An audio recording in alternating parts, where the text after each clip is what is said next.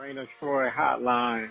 Alicia, Michael, what's going on? We know you have takes. We have takes. I'm actually surprised that your rant line, rave line, whatever, isn't completely full. Why can't we just win a game? Can I blame Michael Castillo for this? Can I blame Bob Connolly for this? Could I put on a zebra shirt and just go out there? Scratch, claw, up against the wall. Can't explain it what I'm feeling right now, guys. I can't believe it. Let's open up that rave line! Woohoo! Oh, I can't believe USC is 7-5 again. Oh no!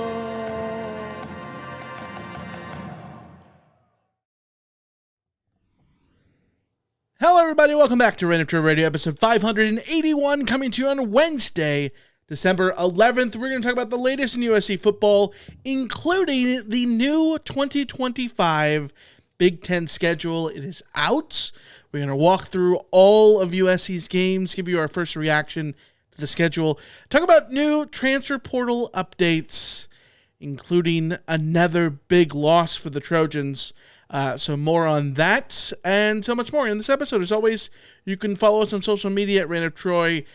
Email address, rantoftroy@fanside.com. Phone number, 818-643-7227. Second Whisper Show.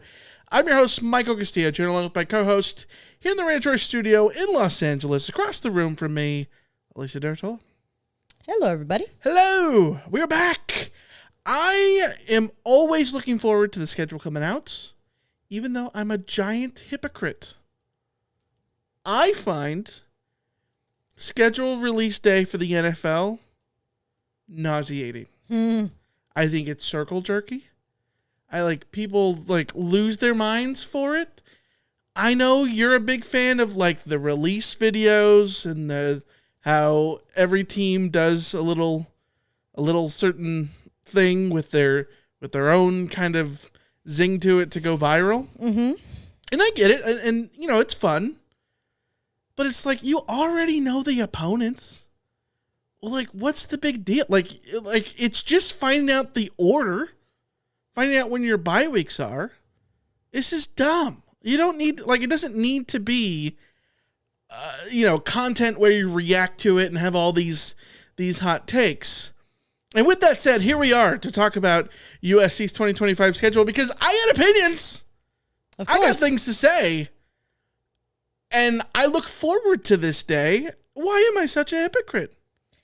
I think there's less of this is more just the announcement of the schedule. There's less hullabaloo. The conference just drops the schedule and then it's there and that's it. People talk about it. You don't have to watch a 10-minute video to get to the schedule. So right. It's different. Yeah. And obviously we enjoy talking about USC football. The NFL is, no offense, but boring. Boring in comparison. Anyways, we're back for an episode. We didn't know if we were going to do one today because we talked about it on Monday. We won't do one unless there's stuff to talk about. And Robert Murdy in the chat says, I guess Alicia and Michael decided to do an episode. Yes, because the schedule is out and we have to talk about the loss of Deuce Robinson, which we'll get to a little bit later. But you excited for one more little early off-season episode? Bowl season episode, I guess? Yeah. I mean, sure. I'm less excited to get into the transfer portal of it all, but the schedule's fun. Yeah. So, yay. All right. Want to get into it? Let's get into it.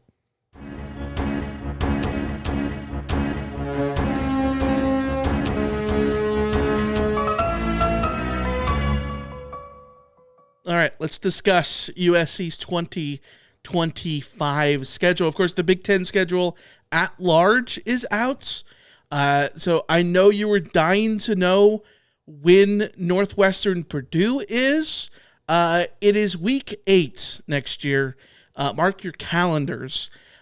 Same day in which SC plays Notre Dame. So, yeah. I think that's fitting, personally. SC will be in Chicago the same day that's Northwestern hosts Purdue. it's like, very Chicago centric. The weekender in Chicago should be litty with all the Purdue people in there in town too. Yeah, Purdue really gets the needle going. It does. But I think the biggest news going into the schedule, we're going to walk through it week by week. Alicia, I hope you have picked a hotel, and all USC fans who are traveling have picked your favorite Chicago hotel. Where are we staying, folks? Is it going to be the Loop? Gold Coast? Miracle Mile? I mean, at a certain point, do we need to discuss Lakeview? just, as people who work remotely, do we just need to spend a month in Chicago? I think question. I think we could go in on an Airbnb.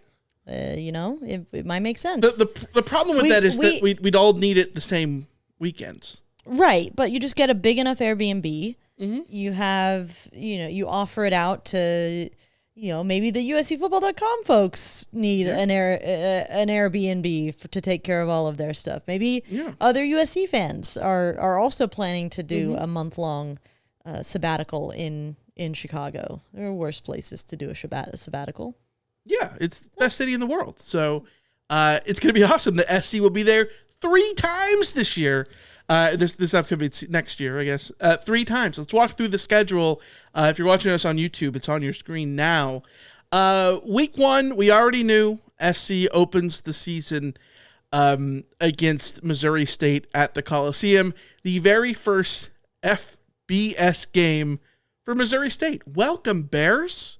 Here you go. Get thrown in right into the Coliseum against the Trojans. You gotta love USC not playing an FCS opponent. Mm-hmm. You gotta love it. Yeah. I think it's gonna be a welcome for them. And Rama Murdy says we better have the Coliseum. Oh, for the Georgia Southern matchup. Never mind. Yeah. I don't think the Collie will be sold out for either of those games, for the record. No. But yeah, that's a nice, easy way to start the season. Nice way to ease in. Mm-hmm. Yeah. So that's on August 30th. The following week, week 2, is one of the biggest matchups, I think, in USC football history, personally. This is what Rowan Murdy is talking about. SC hosts Georgia Southern. The Eagles coming to the Coliseum. Not Georgia. Georgia Southern. Gasso. They have a up-and-coming head coach. I can't recall who it is. You remember? Is his name Clayton Eugene Helton? Yeah. Isn't it? Is it Clayton? Is it Clayton? I want to say it was like Cassius or something like that. No, you're thinking of his Clay. You're thinking of Tyson Helton. Yes, Tyson Helton and Cassius Clay. Yes. That's what you're thinking of. So it's Clay Charles Helton. Clay Charles. Yeah. I don't mind that, Clay Charles. No, I don't. Clay Chuck. I usually like alliteration, but I don't know that I care for that. Yeah. Either way, Clay Helton's reunion with the Trojan family will be on Saturday, September 6th. Mark your calendars. So 2 games right out of the hop against a Sunbelt team, and I don't know where Missouri State going. CUSA, I think. I don't remember. I don't actually know. Either way, first Big Ten road game of the season at Purdue, September 13th. Alicia, this is interesting. When you look at the schedule, Missouri State, Georgia Southern, Purdue. It is CUSA, by the way. It is those 3 games are the ideal start for SC, right? Mm-hmm. Purdue, I think we can all agree, the worst team in the Big Ten. As it stands right now, it obviously could change. Given the way that Indiana took a big step forward, anything is possible, right? But always. The lowest rated team in the Big Ten as it stands right now. Which means that this is an ideal start for SC to start 3-0. Plus, we talk about, SC hasn't won on the other side of the Colorado, east of Colorado. Yeah, east of Colorado. Haven't crossed the Mississippi for a win in a long time. All of that. Well, here you go.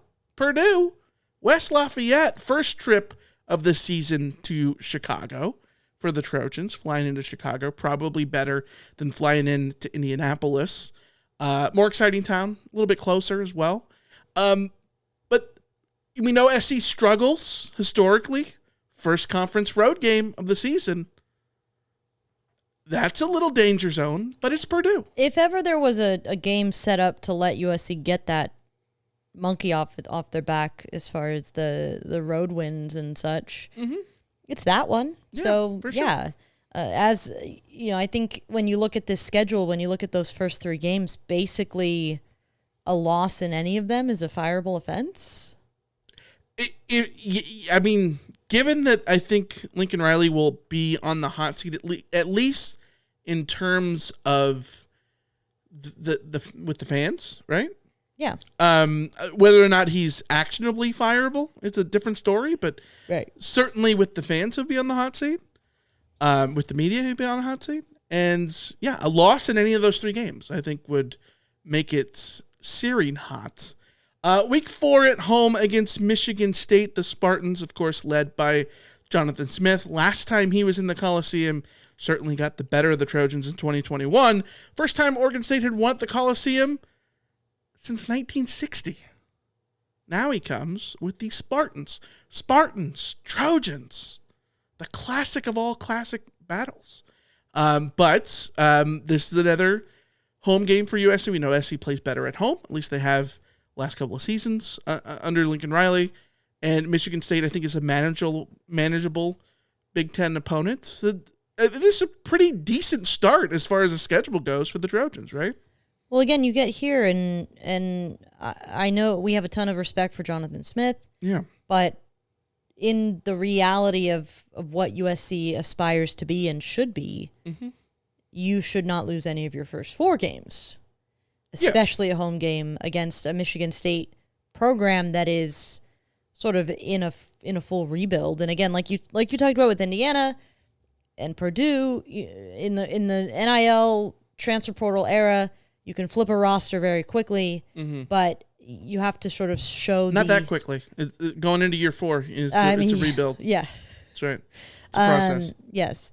But yeah, that's not a game you can lose. It's just, again, right now Lincoln Riley is fighting for his legitimacy, not just among USC fans, but nationally.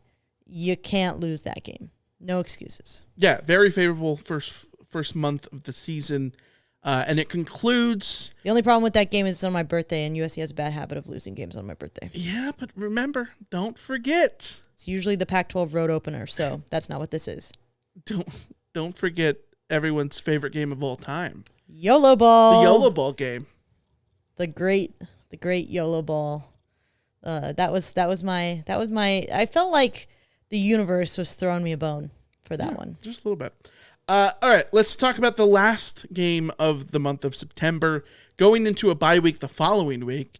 September 27th at Illinois, back in Chicago, flying to Chicago about 2 hours, 45 minutes-ish to Champaign-Urbana, technically, if we want to get technical, to face the Illini.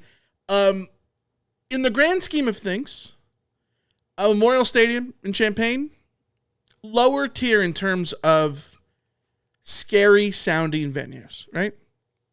It's not Beaver Stadium with the whiteout. It's not the Shoe. It's not the Big House. It's not Autzen. It's not Husky Stadium. But SC lost at Minnesota this year. SC lost at Maryland this year. So realistically, if you're expecting next year to just treat them as if they're this year's team, just because how else can you? You have to just assume that until they're proven better or worse or whatever, just assume that they are this year's team. This one feels like a very difficult game at Illinois. We know Illinois is a very competent team under Bielema, but also Illinois is a team that you should be able to beat. On the road, though, very tough because SC doesn't play well on the road, especially traveling multiple time zones. Yeah, like you said, this Illinois team, and Brett Bielema is a little bit like who's the Premier League head coach manager that they'd always bring in to save teams from relegation. Maybe he's a little Roy Hodgson? No. Not the same coach, but he's a little bit David Moyes to me.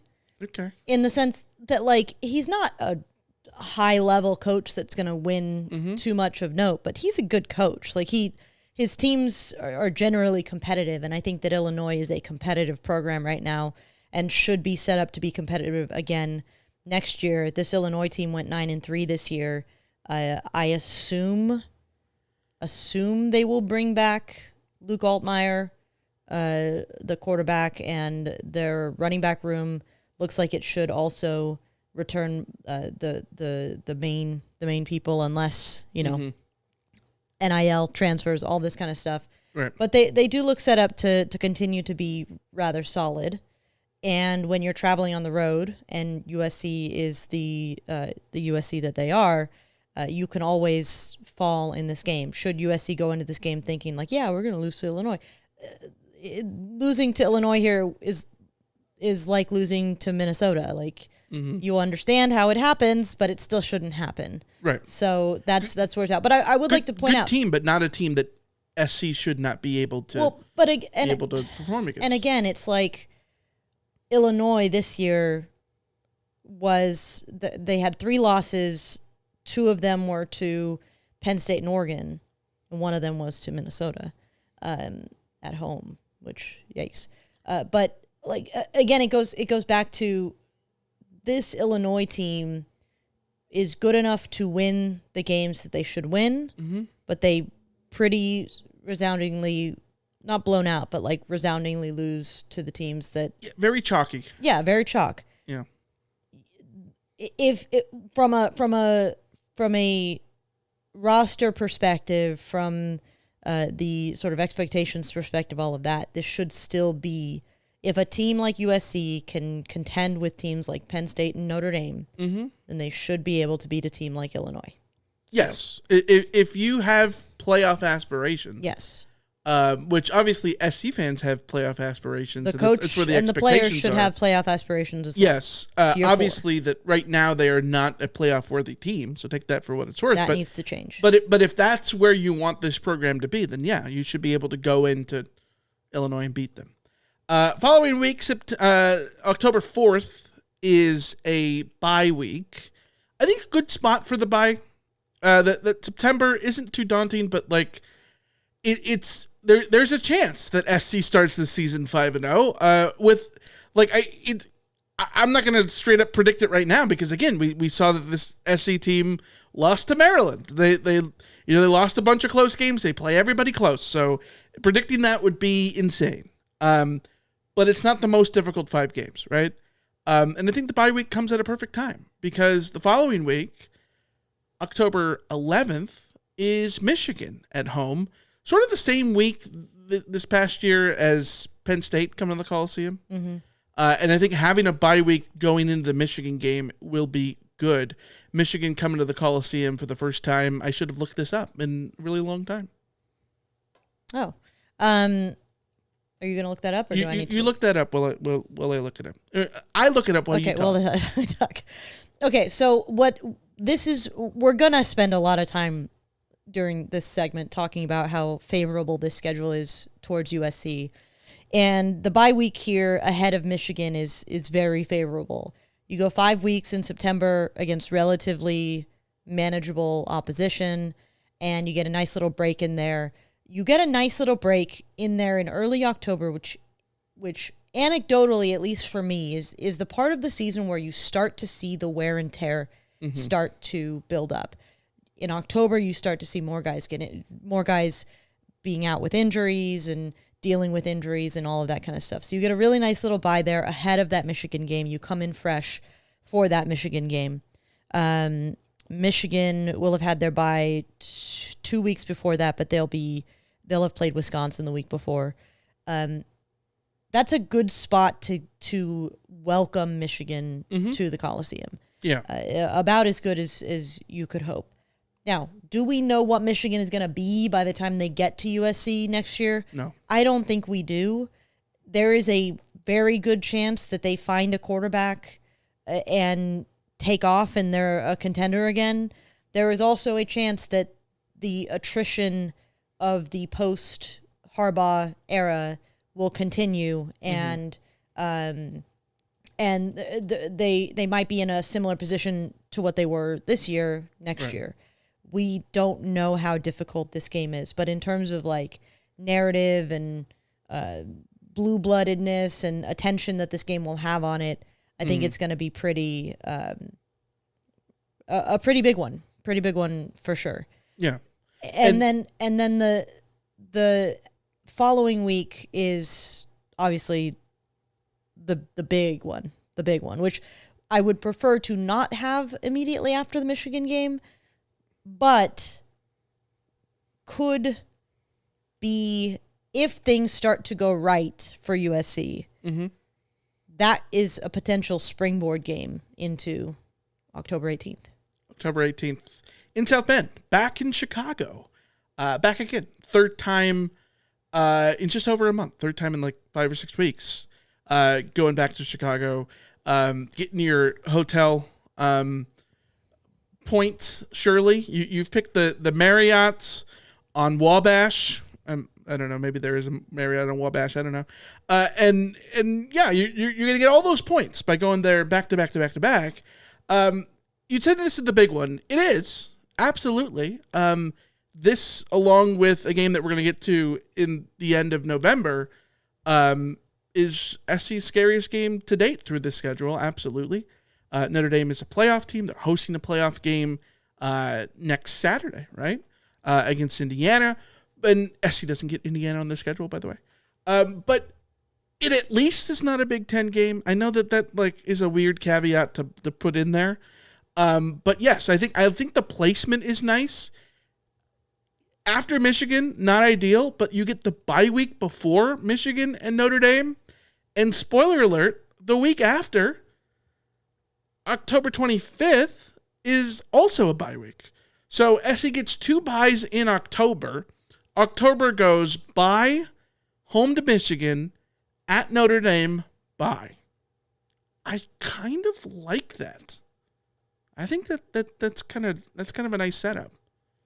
Yeah, if you looked at it objectively and said, okay, USC is going to have a stretch of games in the middle of the season at Illinois, hosting Michigan, at Notre Dame, at Nebraska, I would have told you, wow, that's rough. Like, that is very difficult to get through unscathed. That's going to be just a massive sort of burden for USC to have to get through. But again, the way the schedule is set up, actually, if you wanted to take the toughest part of your schedule, this is the way you'd set it up. Right. 1 game, bye, 1 game at home, then a road trip, bye, then your last road trip. You could not ask for a more favorable layout. Cross-country road trip, yeah. Yeah. Last, west, away from the west road trip. This is the way I would draw it up. Yeah. By the way, Michigan, 1957, last time they came to the Coliseum. The year in which SC wore gold helmets, only year.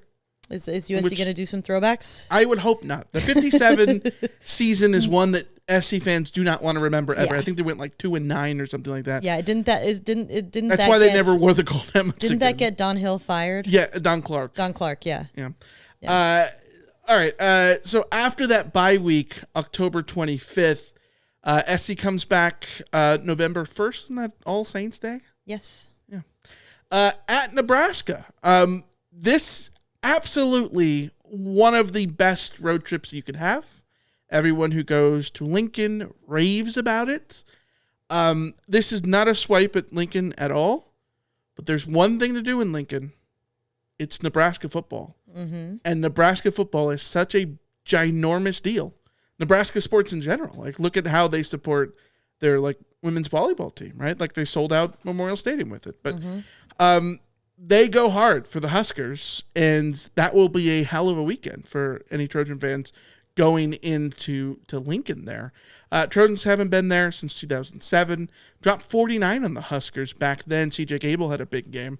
I think this is an interesting one because it's a road game. We know we've talked till we're blue in the face about how SC on the road under Lincoln Riley, not great. At the same time, it's not Ohio State. It's not Penn State. It's helpful that it's the Nebraska team. If you're talking about the SC that is up to the standard that you want them to be, this is a winnable road game for sure in that sense. But it's a difficult place to play theoretically, even though that we know that Nebraska hasn't exactly been perfect at home of late. But again, what is Nebraska next year? I expected big things from them this year. They showed like glimpses of it. Well, it's but not completely. It's Matt Rule year 3 though for 2025. Right. That's the magic year for Matt Rule. It looks maybe like they're gonna keep Dylan Raiola, although that's still gonna be up in the air. I'm shocked he's not going to Texas Tech. Like, I trust me, I've made that joke too. But if they keep Raiola, then they obviously will have a chance to do something interesting. They do lose Tony White, the defensive coordinator who's going to Florida State, and they changed offensive coordinators in the middle of the season. They're retaining what's his face? Yeah, but they brought in a new thin hair guy. Yeah, Holgerson. Dana Holgerson. They brought in. They promoted their secondary coach to defensive coordinator. So there's some turnover, but not a complete rebuild of the defensive staff, but kind of. So I don't know how much year 3 Matt Rule sticks in terms of how we evaluate. But it's kind of a do or die season for him. Yeah. They finally got over their 5-win, threshold. Yeah. They're going bowling. They're going bowling. Good for them. So we'll see what Nebraska is next November. Okay, but before we move on, so we've looked at how many is this? This is 6, 7, 8 games. There's only one for sure loss in those first 8 games. I think there's one loss that is, and I say this knowing that this is not truly the case, but I'll say it given context and expectations.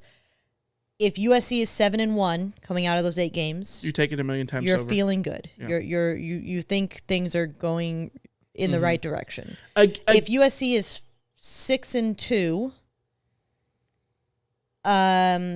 if the loss is to Illinois, Michigan, or Nebraska, the second loss is to. So if you split those 4 games, you're still okay. You're still doing okay. Well, it helps that the Notre Dame loss is at a conference. Yes, but if you already have 3 losses by the time you get to November 2nd, I think you're starting to look a little bit questions still being asked. No, I agree. We have to look at it like 2 different ways, right? Like one of the ways is what should we expect USC to be in year 4 of Lincoln Riley?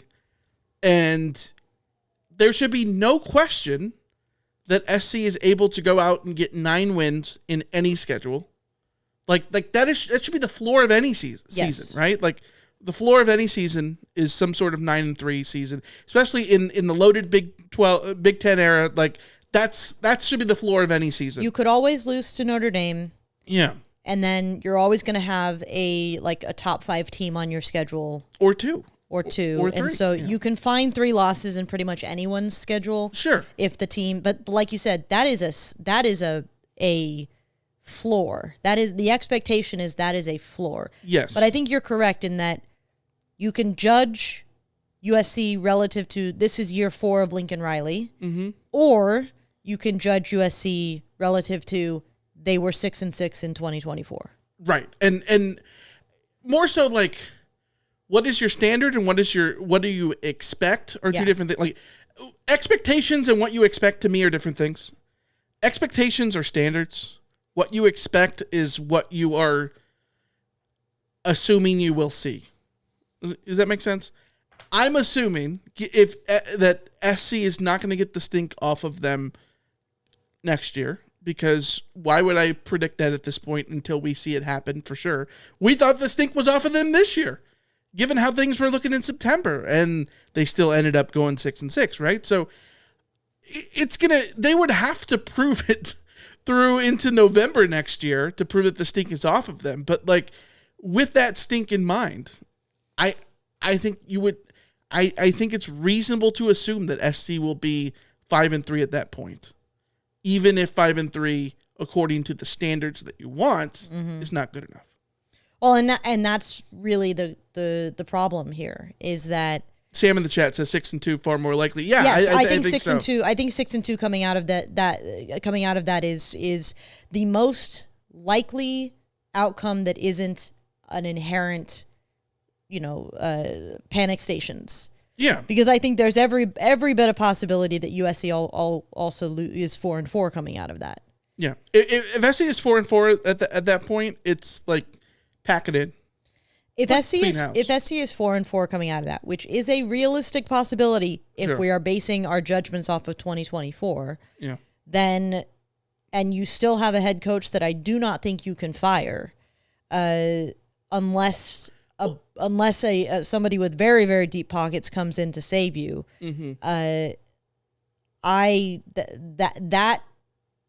That world, that November, is something that I can't even, especially because put my head around. If SC is 4-4, then we can just assume SC wins Missouri State and the Georgia Southern games.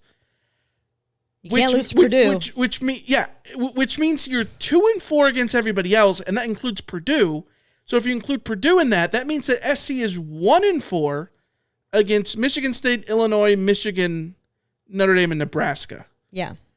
Notre Dame, understandable, absolutely. Michigan could absolutely be understandable given the circumstances, given that their line is tough. Those could be 2 ranked losses. Yeah. Road games at Illinois and Nebraska in vacuums, obviously understandable how that could happen, even if you don't want that to happen, even if you don't think it should. Like, teams lose road games, right? Yeah. But for all of it to go bad, that they go 1-4 in that and still beat the tomato cans to go 4-4, danger zone. Like that's doomsday. That's the kind of stuff that teams like, like Purdue and Northwestern and Rutgers and Maryland and those kind, like Minnesota, Michigan State, like when the teams fighting for bowl eligibility. Yes, if they were looking at this schedule, they would be saying, we would expect to come out of that at 4-4, and that we still are alive for bowl eligibility. So that's okay. But to be talking that way about USC is just that's extremely painful to have to be. I would much rather be sitting here with pie in the sky, doing my normal routine of, you know what? I don't see why USC couldn't go undefeated in this schedule. Join us in August. But it's just it sucks that we're at this point. Yeah. So Sam in the chat says 4-4 is a disaster. Minimum 5-3. Yeah. 5-3. Even 5-3. First of all of this is relevant on the context. What does that look like? Like what? Yeah. Do you lose? 5-3 with no quarterback because your quarterback's hurt, and two of those losses were in September, and then you've turned around and beaten Michigan, Notre Dame, Nebraska in a row. That's completely different than 5-3 that starts out 5-0 and loses the last 3. But whatever. We're not. That's obvious. We don't need to go into that. The problem is I don't even think there's a. I agree with Kenny in the chat that 5-3 is a disaster too, because even if the only way it's not a disaster is if there is an injury crisis of epic proportions, wherein when USC goes to play Michigan and Notre Dame coming out of the bye week, they lose the quarterback, they lose the two starting. They're down to 4th string running back. They are down. Remember that year? What year was that? Where I took the depth chart for USC and I crossed out everybody who was injured, and it was like USC was down to third and 4th stringers in the majority of positions. Like that level of injury crisis, then you have some built-in excuses. Other than that, if you challenge Notre Dame, a highly ranked Notre Dame, and you take them to the last minute and you lose. Mm-hmm. If you have 3 close losses, you're still exactly where you were last year. So I still think it's bad. Yeah, as Kenny points out, 5-3 is a disaster in a different manner if it's injury dependent. Yes. Yeah. All right, let's continue on.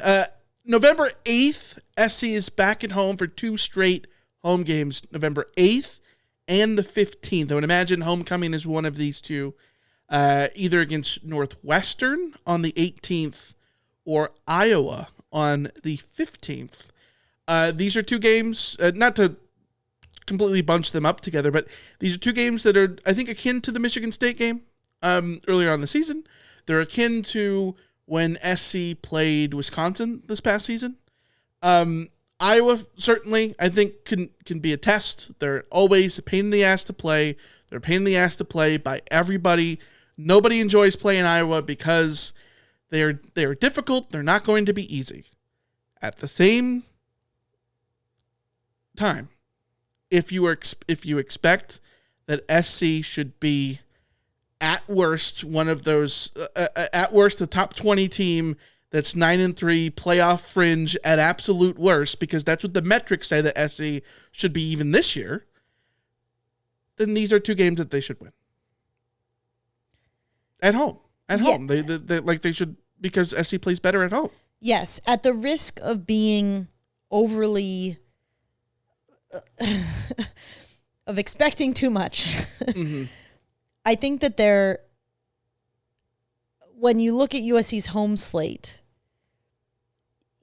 frankly, if USC loses more than 1 home game, then they have screwed up immensely. 1,000%. And I want to give full respect to Iowa's defense. Iowa's defense will always be very difficult, but Iowa still doesn't have a quarterback, still doesn't have an offense. And when you host them at home, you should not be in fear of losing to the Iowa as it is currently constructed. Now, that could obviously change. It's a long off season. Right. But right now, you cannot team games you have no business losing. These are Maryland level. If you lose these, then you will have completely done my head in and I will have given up on everything. Mm-hmm. Missouri State, Georgia Southern, Purdue, Michigan State, Northwestern. Iowa's on the cusp there. Because it's at home, and and because it's a team that you'll have the talent advantage, all that stuff. Yeah. Let's get into the following week. November 22nd, SC goes on the road to a familiar place, Eugene, Oregon, to face the Ducks, the number 1 team in the country, currently the only undefeated team in the country, currently.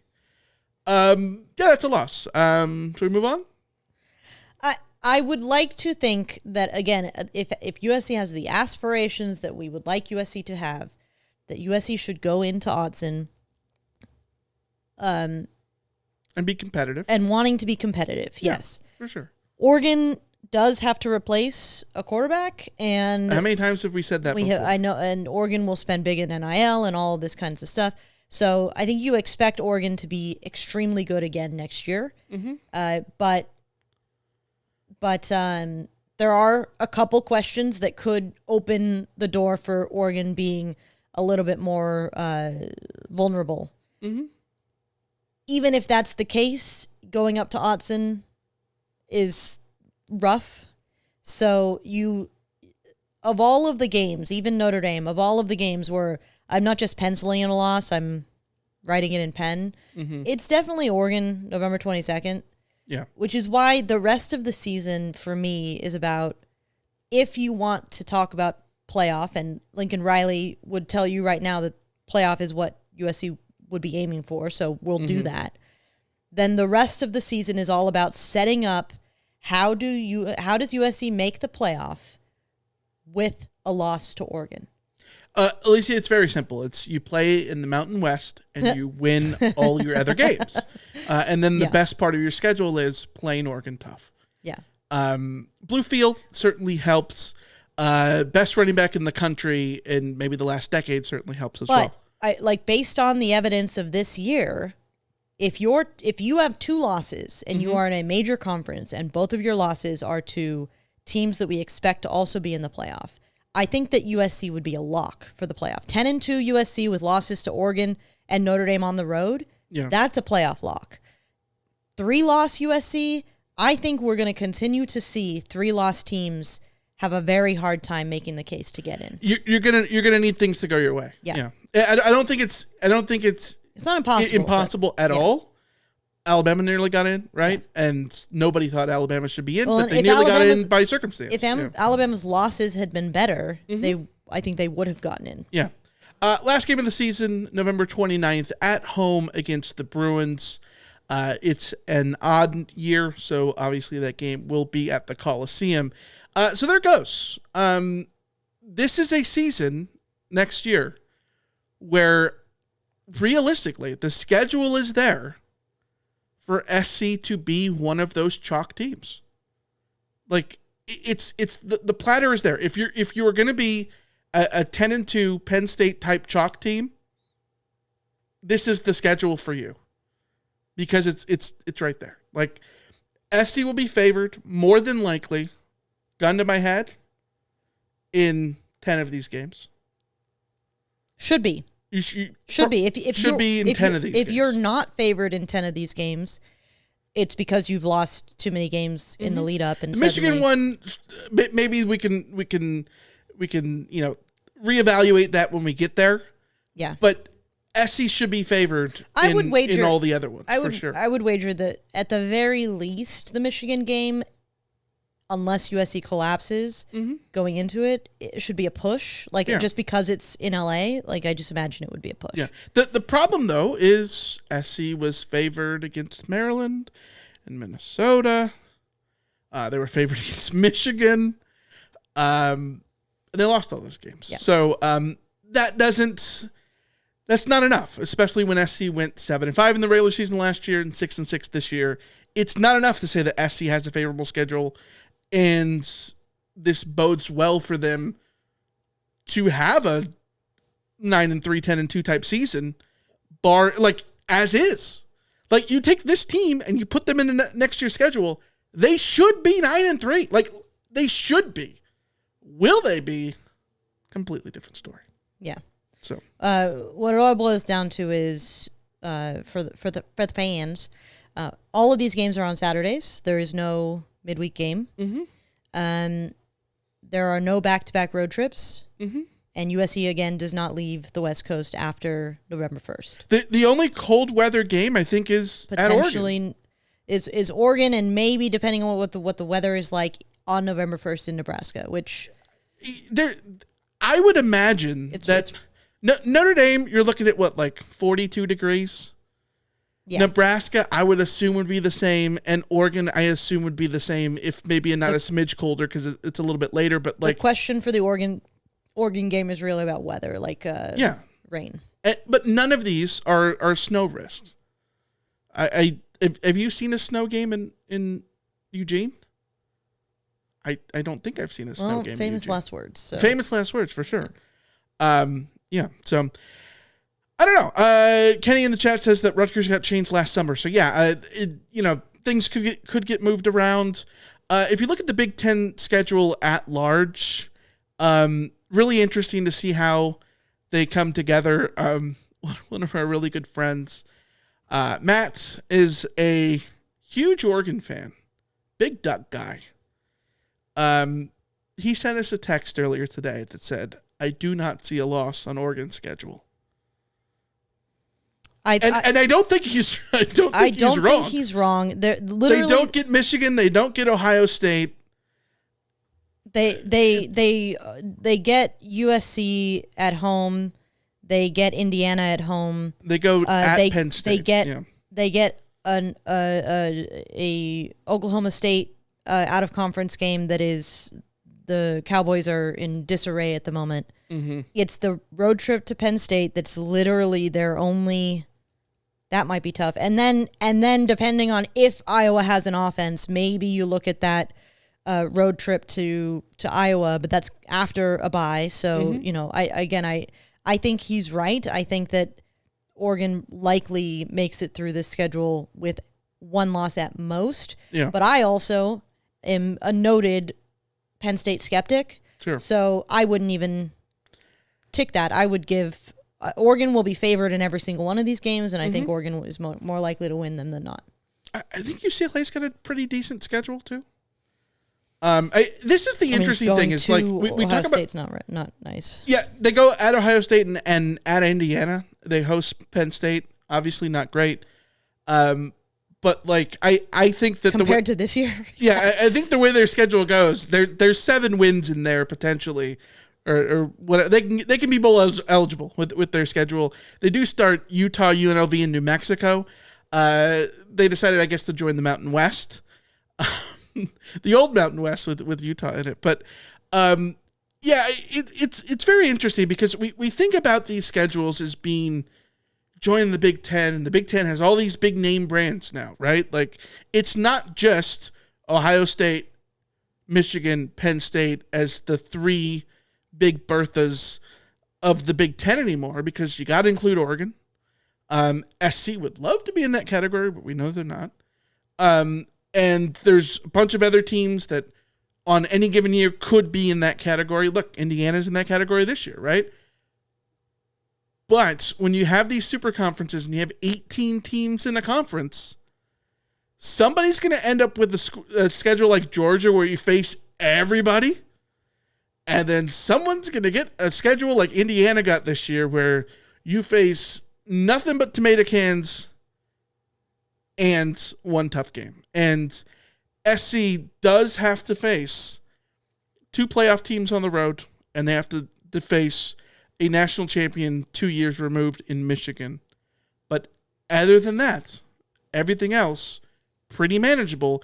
If you are truly a top 20 team, you should be able to run chalk and go 9-3 bare minimum. I'm looking through it, and I think most of these schedules are actually more balanced than they were this year. Mm-hmm. I think that the team that gets screwed the most is Wisconsin.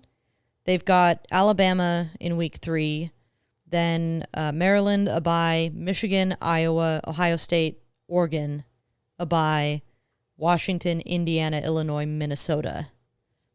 That's tough. That's a tough schedule. That's the schedule you don't want. But everybody else is I don't think there's any, especially if you look at Wisconsin's road schedule, the road splits there. Yeah.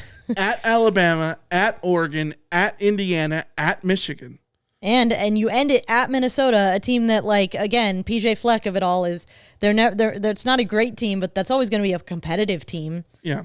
An annoying team to play for sure. Yeah. Yeah. Yeah. Either way, that's how the schedule lines up as it stands right now. So 2025 should be fun. We'll see what happens. Like I said, start planning your trips to Chicago now. Remember, if you've never been, if you don't do the River Architectural Tour, you will hate yourself forever. Do the River Architectural Tour. Do it. It's do it the first day you're in town. Yes. Do it, and then you will enjoy it, because the rest of the trip, you're walking down the street and you're like, oh, that's something, and Merrill did that one. Mm-hmm. Yeah. Oh, that's the one where the birds ran into it. Yeah. Mm-hmm. Oh, this is the river that they turned around so that way they could send all the garbage to St. Louis. Yeah. All right. Let's turn the page and talk about the transfer portal.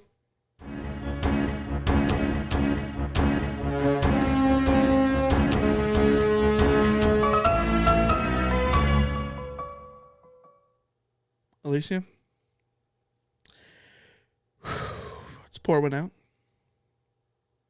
for Deuce Robinson. We talked about Cujo, Quentin Joyner, as being the one that I think hurts SC fans. On Monday, that was one that we discussed. Sam Green, certainly one that hurts. Young guys that you see potential in. Deuce Robinson, add him to the list of 5-star guys the Trojans have not got 5-star careers out of. Which, sucks for multiple reasons. Number one, you wish he could have been more productive in the 2 years that he was here. But we've seen flashes of potential where you would have hoped you could build around him for his junior season going into next year. And so, like, he wasn't the disappointment on the field that Oli Batiku, Damani Jackson, and those guys were. I know Damani Jackson has been much better at Alabama, but like at SC, he was a struggle bus, right? Like, he wasn't a disappointment on the field,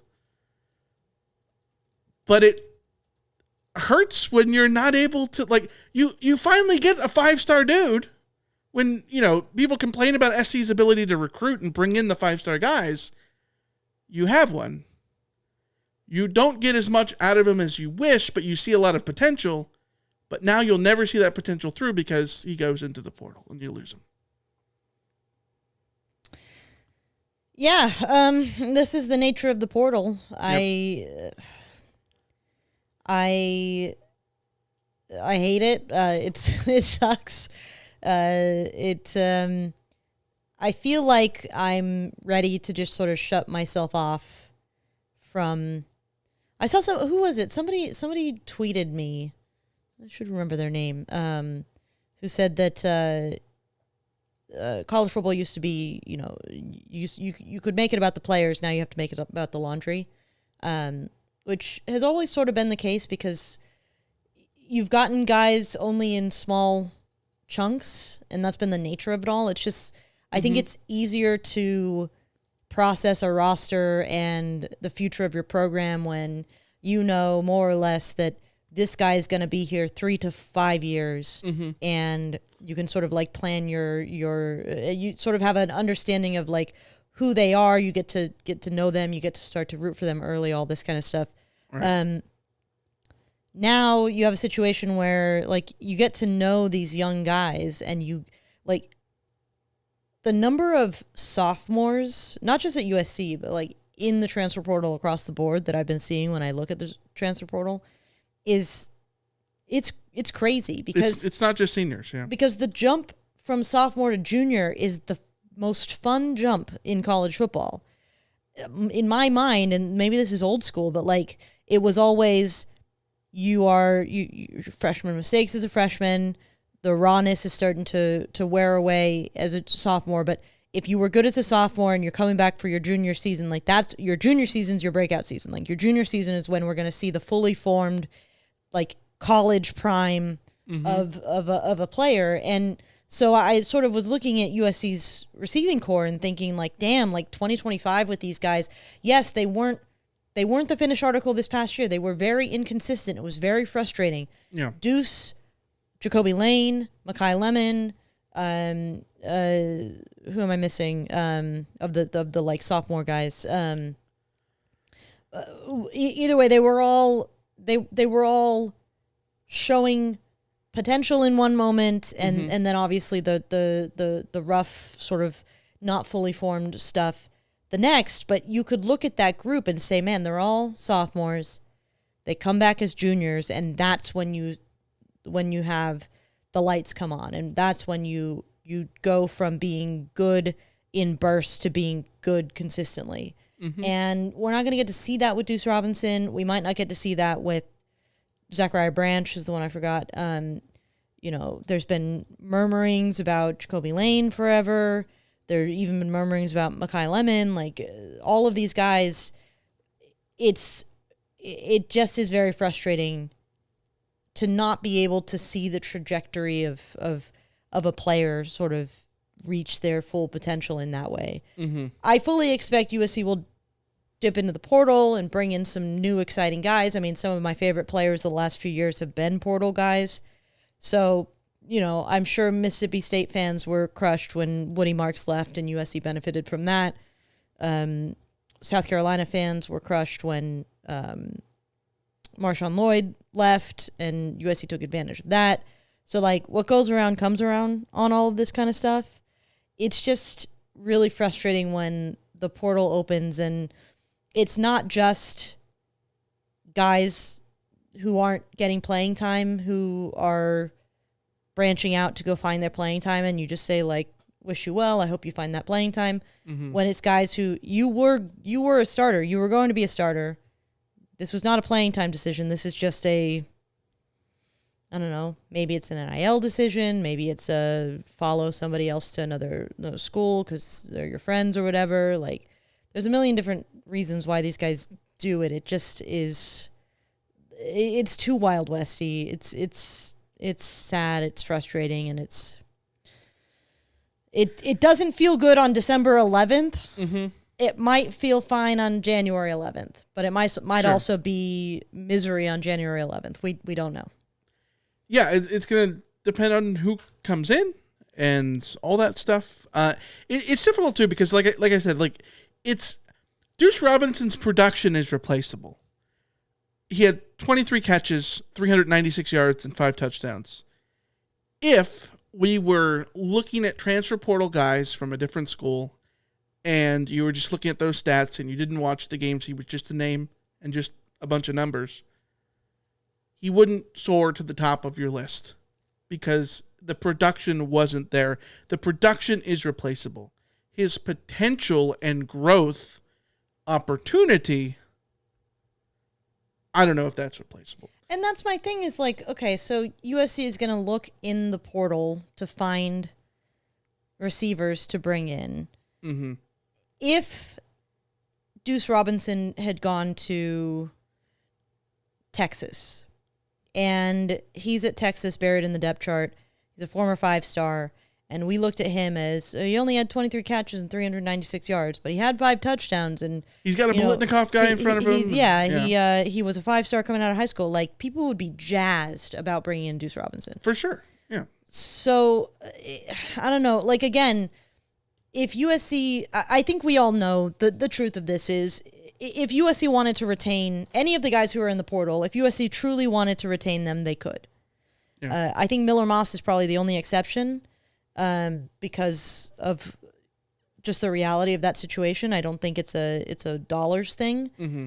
But so if USC truly wanted to keep any of these, like Cade Eldridge, like I would keep Cade Eldridge personally, but obviously USC sees him as expendable and isn't willing to dish out what they need to dish out to keep them. That strategy only works if you say, well, your valuation doesn't meet what you're asking, and so we're not going to pay it. Mm-hmm. That only works if the guys that you bring in to replace these guys are upgrades or at least equal to. And my frustration here is that, like, Deuce Robinson, I think you could replace Deuce Robinson as he was in 2024. I'm not certain that you can replace the Deuce Robinson that you might have seen as a junior. Right. Like, does that make sense? So, no, that's exactly how I feel. Yeah. Yeah. Like I said, his production is replaceable, aka the player that you got in 2024 is replaceable. The ability for him to grow and become a Michael Pittman next year, not replaceable. Yeah. Potential. I mean, it could be. Theoretically, it could be. Think about that. Yeah. Think about that receiving core. Like, I think that's a really good comparison here because, Michael Pittman as a sophomore was, there was a lot of potential there. Mm-hmm. Showed a little bit more potential in 2018, but he still wasn't like the guy. Like, he wasn't great yet. It was when he reached 2019 that he became, what he was. Sophomore Michael Pittman, 23 catches, 404 yards, 2 touchdowns, almost identical numbers to Deuce this past season. Yeah, and like, it's that kind of stuff that if the NIL era had existed back in, in that 2016 to 2019 range, USC probably would have let Tyler Vaughns walk. Trayvon Sidney would have gone way sooner than he did. Yeah, like, all of these guys, they would have just let them go. And, it makes you wonder, like, at what, like would Deontay Burnett have returned after his sophomore season in 2016? Coming off 622 yards. Would Buck Allen have still been there? I mean, some of our favorite players would not be there. And again, you can always replace guys with the transfer guys. There's always, there's always a new player to fall in love with in the transfer portal, like Taj Washington or any of these guys. It's just you know who certainly would not have been around at SC still? Chauncey Washington. Yeah. There was no planet in which that would happen again today. Yeah. So if you're unaware of the Chauncey Washington situation, he came into SC in the 2003 class alongside Reggie Bush. I'm not going to say he was as talented as Reggie Bush as a high school athlete. No, but like it was the three running backs in that class were Lendale White, Reggie Bush, Chauncey Washington, and was Whitney Lewis in that class too, I think. Right. And Chauncey Washington had an injury and like 2 years of academic ineligibility, and he stuck around for year 4. Year 4 was 2006 when everybody else had left. Everybody else, meaning Reggie and Lendale, had left, and then he was like the wily veteran of that group. And then 2007, he was the leading rusher. So, in today's era, he would not have stuck around that long. But luckily for SC, he did. Couple things of note here about the transfer portal. David Peavy also in there. That's less surprising. Like edge rusher from San Diego. He's the classic, like what I would expect to be somebody who would be in a position. I mean, earlier than I would expect for him personally, being a freshman, but not freshman, I believe. Yeah, not unsurprising to see him. He didn't get any playing time in a season when a lot of young guys got playing time. Like, I get it. Yeah. So 2 things to mention here on the portal before we go to the mailbag. I got lunch with our good friend Jake Merrifield from the What's Brewing Show today, and he wanted me to bring up. He said, like, this is my idea. Bring it up on the pod and blah blah blah. Because we were talking about the portal and like Deuce Robinson and stuff. His theory is that he thinks that more guys now will go into the portal but stay than ever before. Because the way we were talking about it, like it's almost like going into the portal is doing your due diligence because you can. You can go into the portal. Going into the portal is basically like going to your boss and asking for a raise. In some senses, is it like restricted free agency? A little bit like that. Yes, yes. The other thought about it was, if you got an opt out in your baseball contract, yeah, and like you can opt out, but you can still re-sign with the same team. I think that it's a valuable theory to have. Like, I think that could be the case. There could be like you said, if SC really wanted to keep Deuce Robinson, Quentin Joyner around and sweeten the pot and figure that out, you would imagine that they could. And he mentioned 2 examples, Jay Toya being one of them last year for UCLA, where like guys have stayed. I just can't think of someone at SC recently who went in the portal and stayed. Can you? Just off the dome, can you? Anyone in the chat, if you can think of someone that we're not thinking of, who went into the portal and stayed, like in the last couple of seasons, I can't think. Well, I mean, technically, Bear Alexander, theoretically, I don't know if he actually went into the portal or not. That was okay. Was that him going into the portal, or was that him throwing a tantrum? It was him throwing a tantrum. But, yeah, right. Roger says yeah. Kobe Pepe. That's fair. That's a good pull. Okay, the other thing I was going to mention, you talked about the person tweeting you and talking about rooting for laundry instead of players. Mm-hmm. I think college football has always been about that. Yeah. But I will say one of the reasons I do not enjoy consuming the NBA. Basketball just doesn't do it for me at the same level as other sports. But I find the NBA very difficult to follow because there is so much player turnover. And not only that, but like because there's only 5 guys on the court at any given time and the rosters are so small, you can go from a championship contender to a lottery team and back and forth in slingshot every other year. You could do that. Like, think about the Nets. The Nets were absolute dog ass. And then all of a sudden they turned around the next year and they had Durant and Kyrie and all those guys, and they had a super team, like out of nowhere. Why? Because they had found the way to have all of the cap room to do it. The Lakers were a pre-LeBron, weren't they like a lottery team, and then they suddenly became a team that could go win a Mickey Mouse championship in a COVID year, right? Well, that's where the Lakers were, if I remember correctly, before they got Pau Gasol. Like, they had Kobe, and he was... Wait, are you hating on the Smush Parker era? Yeah. But as Kenny in the chat says, it's hard to buy a jersey in the NBA. Mm-hmm. And I think that's like... Well, especially because they're so freaking ugly now. Like, Nike... I think Nike did a great job of coming in and saying, you know what? We don't have to always wear white at home. Good, I agree. Go with the soccer method. Wear your colors, whatever, home or away. If there's no color clash. But then Nike took it to the nth degree.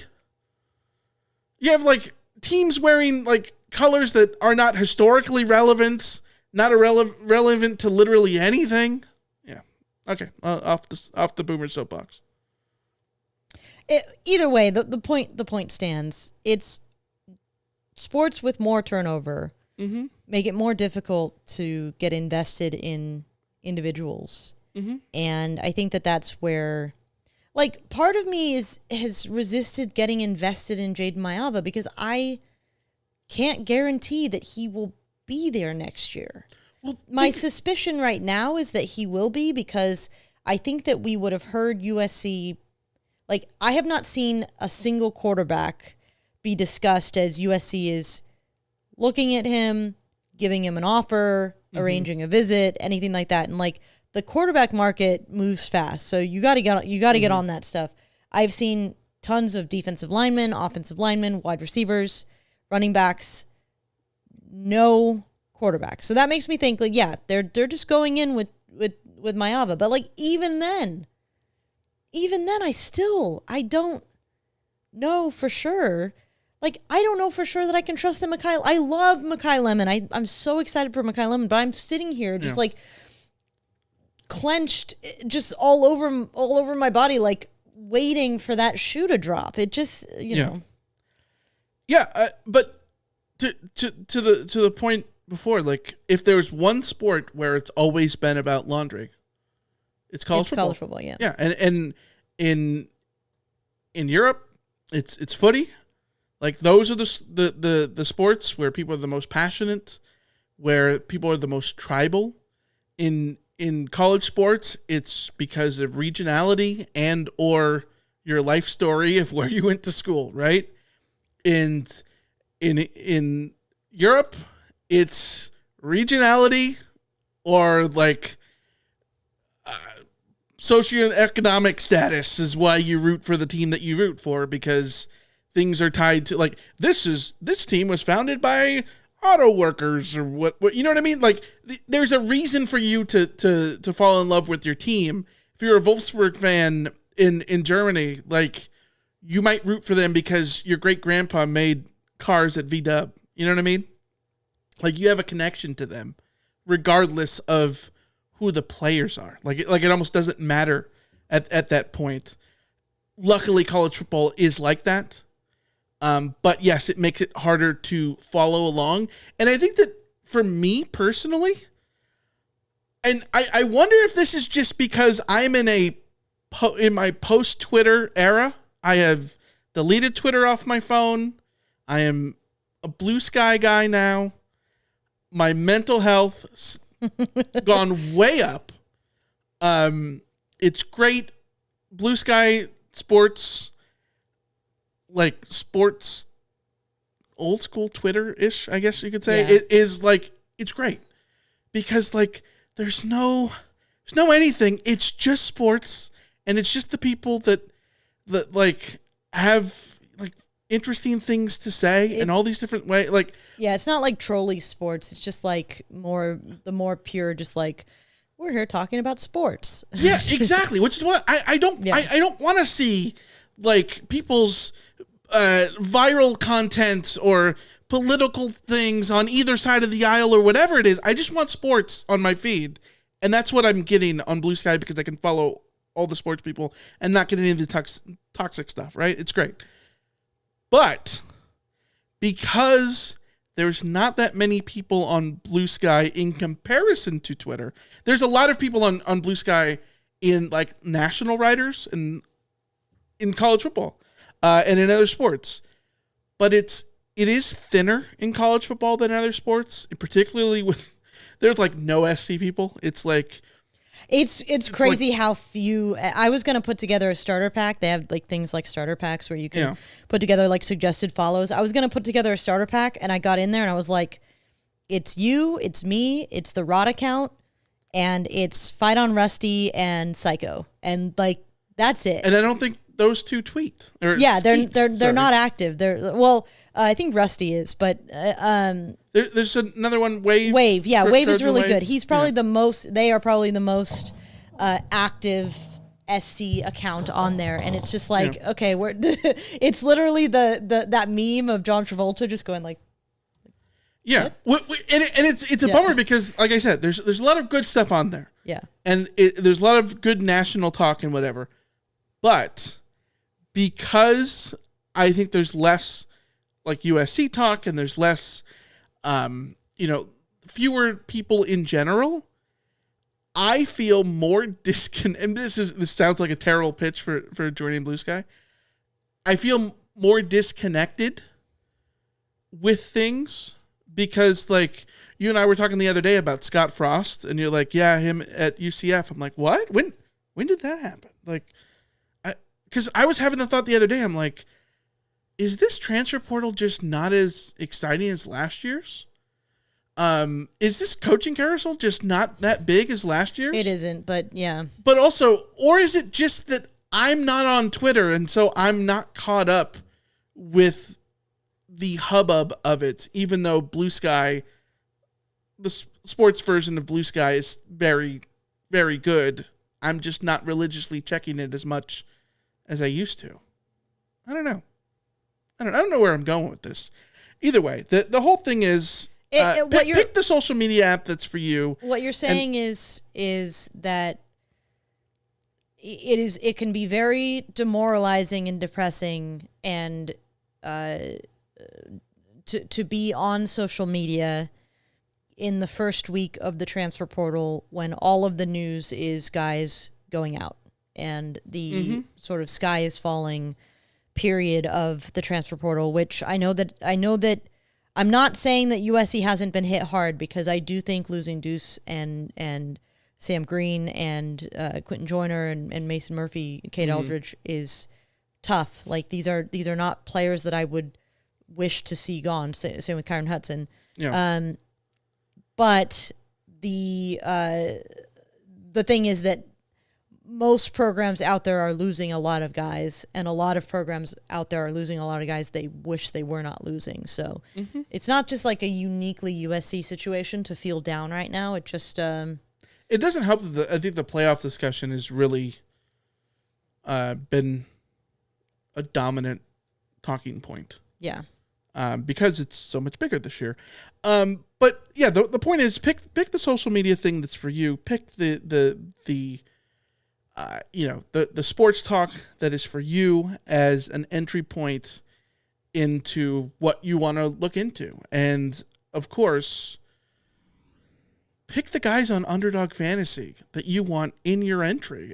Alicia, I love Underdog Fantasy. You know it's my favorite go-to when playing daily fantasy, making picks, higher or lower on stat projections. I'm super geeked because so many games are coming. Not only the playoff games next week, but Alicia, Thursday Night Football. Like, you know me, not a huge NFL guy, but with Underdog Fantasy, like, it gives it some stakes, baby. Here we go. Thursday. Let's walk through this. Matthew Stafford, 239.5 passing yards. Higher or lower? That's that projection.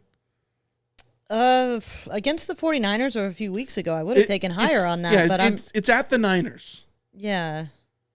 I think I like higher, actually. I think I like higher. Puka Nacua, it's 88.5 receiving yards. Definitely taking high. The catch he had the other day, insane. I'm going to be honest. I'm taking lower on that just because every time I tune into a Rams game, it feels like Puka Nacua is going into the injury tent. So, did you see his catches? I know he's incredible. Another guy who could have been a Trojan, but wasn't. Mm-hmm. But like I said, every time I turn on a Rams game, he's going into the medical tent. Yeah. So well, you can go lower. I'm going higher on Underdog Fantasy. You can download the app or go to underdogfantasy.com. Put together your picks. Bunch of sports. They're all there. You've got NBA, NFL, college basketball, NHL, college football, MMA, tennis, soccer, esports is on there. League of Legends. Bare knuckle and power slap, whatever those things are, Counter-Strike, it's all there. You can all pick picks, put them in your entries, higher and lower. You don't know what power slap is? No idea. You know the game Hot Hands? That's not helping me. No, it's not that. But like, it's literally you stand in front of one guy stands in front of the other guy, and they just like literally just slap them. Oh, it's just the slapping thing. Yeah, they just slap each other. Contest. Yeah. All right. Well, you take higher or lower. How many slaps? I would assume. I have no idea how that's graded out. I'm. Sorry. Go on. I can't click it. I think there must not be an event coming up. On Thursday because I'm putting together my picks for Thursday. In an entry, which you can do, of course, at Underdog Fantasy, underdogfantasy.com, or download the app, just like 5 million Americans have done. Think your favorites will go over their stat projections in yards, touchdowns, catches. I sure hope Puka Nacua does it with receiving yards. Then cook up some entries for a shot to win real cash prizes all football season long, plus every other season and every other sport. Download the app today and use the code Reign of Troy, all one word, Reign of Troy, to get up to $1,000 in bonus cash instantly. That's every player, every touchdown, just higher or lower on Underdog. So download the app and use the code Reign of Troy to get up to $1,000 in bonus cash instantly. Must be 18 plus, 19 plus in Alabama and Nebraska, 19 plus in Colorado for some games, 21 plus in Massachusetts and Arizona, and present in a state where Underdog Fantasy operates, including California. Terms apply. Void in Colorado. Concerned with your play, call 1-800-GAMBLER or visit ncpgambling.org. In Arizona, call 1-800-NEXT-STEP or text NEXT STEP to 53342. In New York, call the 24/7 Hope line at 1-877-8-HOPE-NY or text HOPE-NY to 467-369. All right. Alicia, let's get to the mailbag, shall we? You've got mail. All right. I've got something to add to the mailbag. Go for it. Something we neglected to add to our rundown. So I've been trying to signal to you, but I didn't know where you were on the. Oh, there it is. Yeah. Yeah. All caps. Hold on.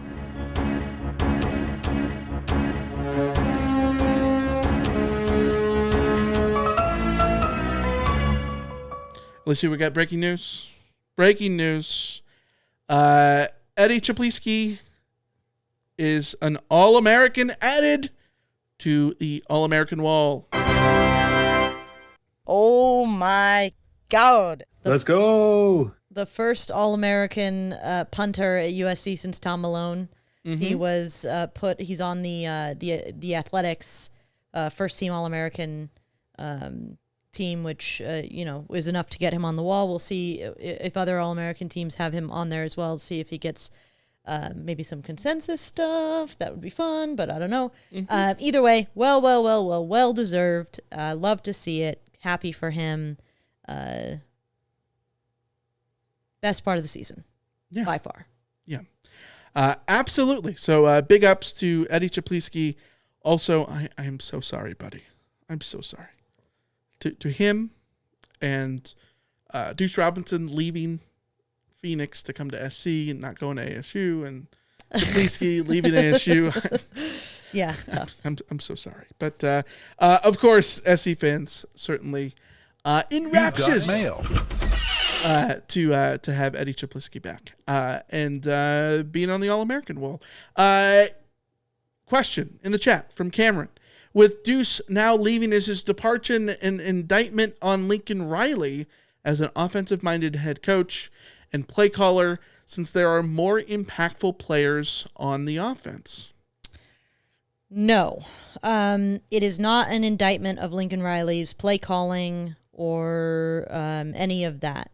It is an indictment of Lincoln Riley's NIL philosophy, which he laid out. We talked about on the last show on Monday, that he said on Trojans Live that, like, you know, there are guys who are asking for more than their value, than the value that USC perceives them as. Mm-hmm. And when that happens, sometimes they leave.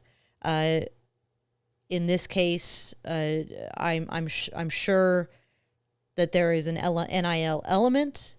I would not be surprised if there is a package deal element. There is already talk on Twitter and elsewhere of Deuce and Miller Moss being a package deal. So all of those things are factors. I don't think it's play calling. I do think, again, if USC wanted to keep Deuce Robinson, there was a dollar figure to keep him. Yeah, I think that's fair. I think that I don't know that play calling is an issue for players as much as their concern is eating in terms of getting the bread, getting paid, NIL, and eating in terms of productivity. If the play calling helps with those things, then sure. If it hurts with those things, then sure. But it's not like, I don't think Deuce Robinson is going to, like, I don't think him staying or leaving is a sign that Lincoln Riley is a failure as an offensive coach. It's certainly, if SC was scoring 50 points a game, Miller Moss would not be leaving. And then, yeah, if you're talking about them as a potential package deal, then probably Deuce is not leaving. Maybe that's more of an incentive for those guys to not value NIL dollars versus other factors.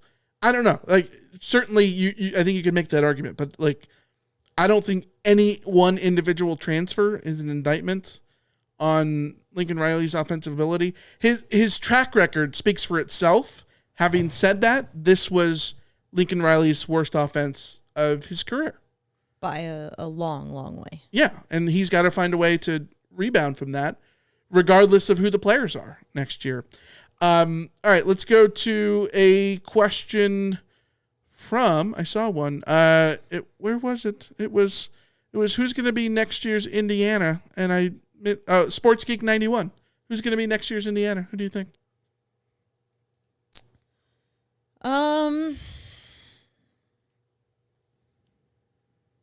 That's very hard to predict. I think you got to go on teams that have favorable schedules, right? Because that's part of it. I do think that, like, when you're looking at it, one of the teams that speaks to that, I think, is Illinois.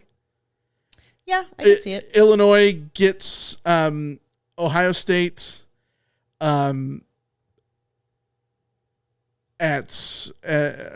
home, and they get SC at home, and their scariest road game is Washington, I guess. Indiana. Oh, yeah, they get Indiana. You're right. Yeah. But like, they don't face Michigan, they don't face Oregon, they don't face Ohio State, they don't face Penn State. And we don't know what Indiana's going to be next year because, you know, Kirk Cignetti's great, but also they're replacing Curtis Rourke. Right. Don't know how. Well, Kirk Cignetti will be at Ohio State, right? I mean, that's always possible, but yeah. So it's. I think that's very tough because the Indiana thing was very, very unpredictable. Even if you thought that Kirk Cignetti was a great hire for them and had really, really high hopes for them, I don't think the most if they were 8-4, they'd be optimistic feeling good. Indiana fan was sitting there saying we could win 9 games, not go 11-1. Mm-hmm. Yeah, I think you just, like, looking at the schedules, it's about who doesn't play crazy difficult games? And Illinois has a manageable non-con schedule. They play Duke on the road. If Illinois plays like they did this past year, they should win that game. So I think that helps. But like we talked about earlier with SC, SC going into Champaign, certainly a losable game because it's a tough road game in general. Certainly a losable game when SC has been 6-6 and 7-5 the last two regular seasons. But also because Illinois has been good. They were 9-3 this year. So they're a team that could jump up. But if Indiana was a team out of nowhere, if Illinois went 11-1 next year, would they be the Indiana? No, because they're ranked right now. Like I don't know that they would be a surprise in that sense. I think the only team that could do the Indiana would be someone like Purdue or Northwestern, and I'm not picking that. So yeah, like the level of team that I would expect to maybe do that would be like a Michigan State. I mean, I'm not saying Northwestern is this team, but Northwestern, if Michigan and USC are still stuck in the mud, then if Northwestern did an Indiana, it would be they lose to Ohio State and they lose on the road to Penn State. But otherwise, they're playing a bunch of teams that are flawed enough that they can... They do get Oregon at home.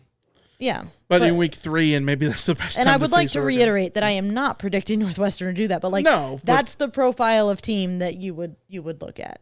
Yeah. I don't know. I don't know. It's gonna be difficult. I mean, yeah, as Kenny in the chat says, like Nebraska or USC going 11-1 would be like that if Indiana was a brand in football. Yeah, for sure.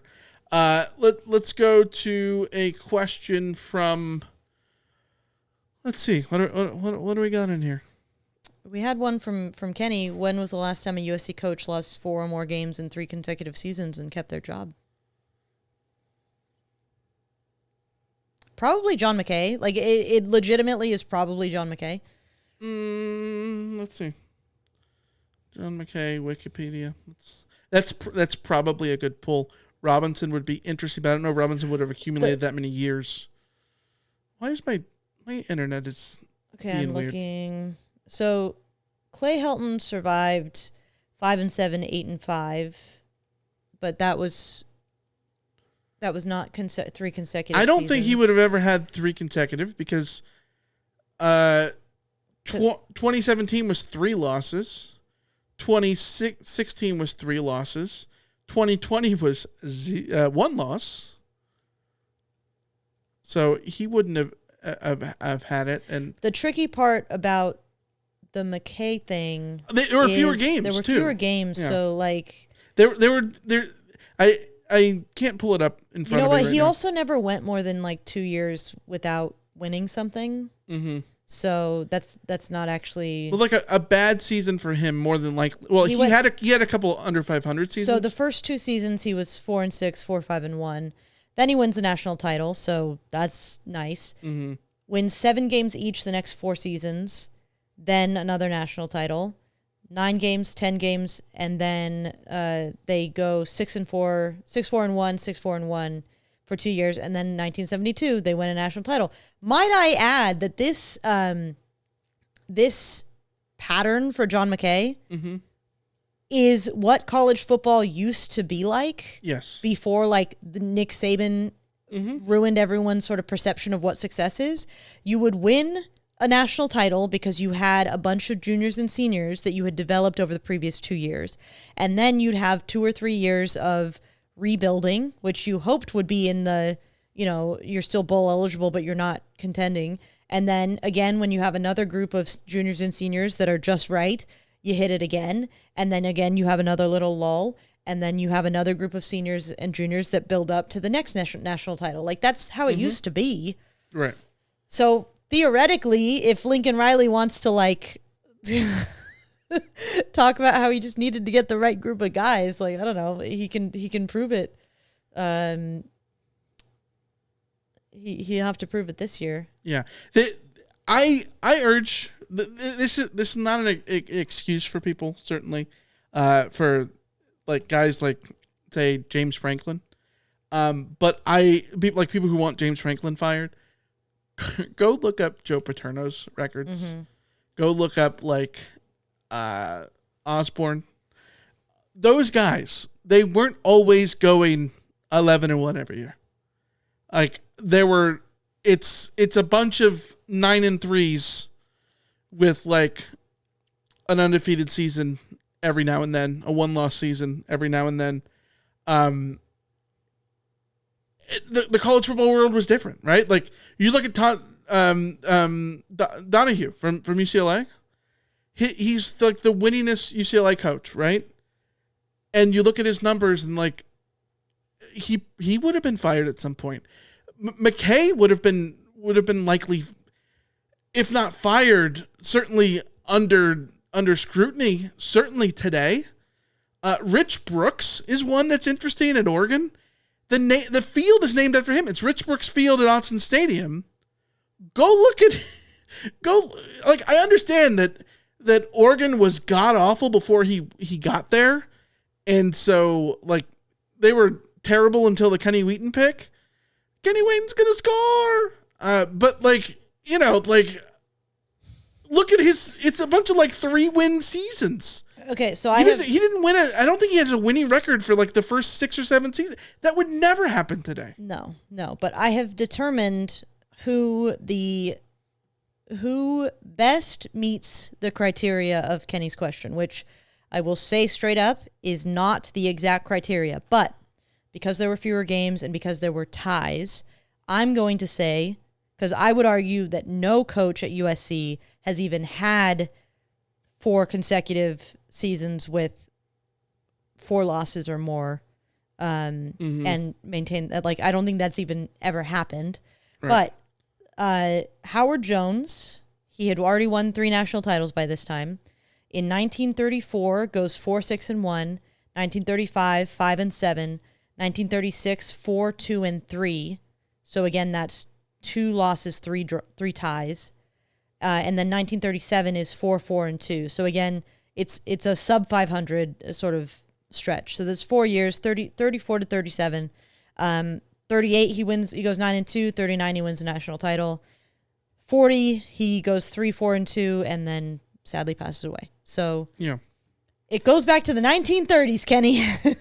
and again, it's not quite the same because Howard Jones had already won 3 national titles by that point, and it was a different era where, things would be, there was more patience and all of that kind of stuff. Yeah. I would wager that Lincoln Riley is,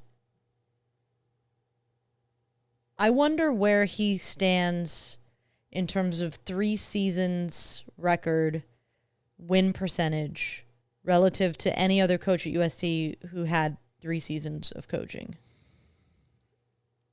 Because overall win percentage or win percentage in the first 3 seasons? In the first 3 seasons. Because Paul Hackett is probably his closest competition here. And Hackett got fired after 3. Obviously, this is not truly competition because McKay won a championship in year 3. Mm-hmm. But I don't know that McKay's record is very different. Well, McKay goes 4-6, 4-5-1, and then 11-0. Right. But like, if you did the math and all that, like it's pretty close to what Lincoln Riley is right now. It's not obviously not the same because it's the reverse, right? Yeah. It's the reverse order, and he won a national championship in year 3, so it doesn't matter. But like, I think there are some guys that could be similar, but to Kenny's point, yeah, like Ted Tollner didn't last that long. Larry Smith went to 3 Rose Bowls in a row early on in his SC career, and then stubbed his toe and then fell on his face and then tumbled down the stairs and then got fired. You know what I mean? J-Rob got fired, what was it, 2 seasons after he went to a Rose Bowl the second time around. So, yeah, it's no bueno. All right. Orcliffe says, how long would Bill Snyder have lasted today? Again, probably not that long at Kansas State. It's a little different because it is Kansas State, and Kansas State was like historically the losingest program in college football history. I believe when he took over, and even like deep into his tenure. So I think that changes things. But who's a really bad Power 5 team right now? Off the top of your head. Purdue. Their coach has just finished year 2, right? Mm-hmm. Did he get fired this season?